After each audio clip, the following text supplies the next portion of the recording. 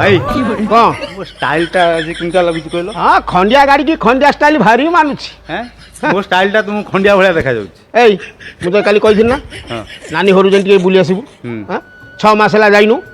ମୁଁ ଯାଇ ବୁଲି ଆସିନି ସେ ବିଚାରି ମନ ଦୁଃଖ କରୁଛି ହଁ ମନ ଦୁଃଖ କରୁଥାଉ। କି ତା ଘରକୁ ମୋର କିଏ ଯିବ? କାହିଁକି ମୋର ଖାଲି ପକେଟ। ହଁ। ତା ଘରକୁ ଗଲେ ମେଞ୍ଚେଇ ଦରକାର। ଯଦି କିଛି ନ ନେଇକି ଯାଇଥିବୁ ଦାନ୍ତ ନିକିଟି କହିବ ଖାଲି ହାତରେ ପଳେଇ ଆସିଛୁ ମୋ ଘରକୁ।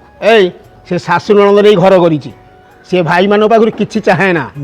ସେ ଶାଶୁ ନଣନ୍ଦଙ୍କ ଗୁଞ୍ଜଣାରୁ ବଞ୍ଚିବା ପାଇଁ ସେ କିଛି ଆମ ପାଖରୁ କିଛିଟା ଆଶା କରେ। ନ ନେଇକି ଗଲେ ବି ସେ ମନ ଦୁଃଖ କରେ ନା।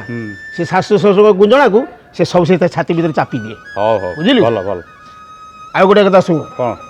ଏ ଭଉଣୀ ଯେତେବେଳେ ମନ୍ଦିରକୁ ଯାଏ ବୁଝିଲୁ ହୁଁ। ତା ପରିବାର ଶୁଭକାମନା ମାଗିବ ସତେ ସତେ ସେ କ'ଣ ମାଗେ ଜାଣିଛୁ? କ'ଣ? ହେ ଠାକୁରେ ମୋ ଦି ଭାଇକି ଭଲରେ ରଖିବୁ।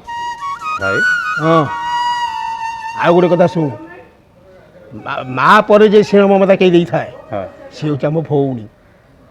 ତୁ ତାକୁ ଏଇଭଳିଆ କଥା କହୁଛୁ? ଆଜି ଯାଇକି ବୁଲି ଆସିବୁ। ମୁଁ ଯିବି ଭାଇ। ଭଉଣୀ ବରଂ ମୋ ଉପରେ ରାଗି ଯାଉ, ତମ ପାଖରେ ଏ କଥା ଶୁଣିଲା ପରେ ମୁଁ ଯିବି ଭାଇ।